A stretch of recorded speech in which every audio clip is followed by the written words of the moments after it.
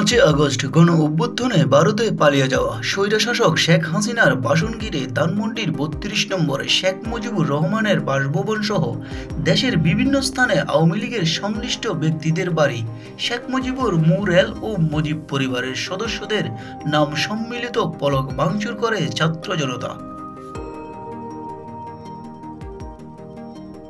তবে এবার এই নিয়ে কথা বলেছেন জনপ্রিয় ইসলামিক বক্তা মিজানুর রহমান আজারি। তিনি সবাইকে এখানে থেমে যাওয়ার আহ্বান জানিয়েছেন। শুক্রবার ৭ ফেব্রুয়ারি সকালে সামাজিক যোগাযোগ মাধ্যমে ফেসবুকে নিজের ভেরিফাইড পেজ থেকে দেওয়া এক পোস্টে এই আহ্বান জানান।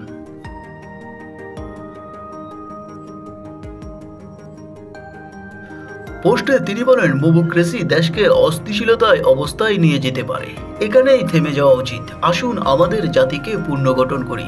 তিনি আরো বলেন, এমন দুর্দশনীয়পনায় যেন মত না হয় যা আমাদের এগিয়ে চলার পথকে রুদ্ধ করে দেয়। কোথায় থামতে হবে এটা বোঝাও অনেকটা পথ পাড়ি দেওয়া সহায়ক। দেশকে এগিয়ে নিতে চাইলে, গণ অভ্যুত্থানে সফল গড়ে তুলতে চাইলে প্লিজ এবার শান্ত হন।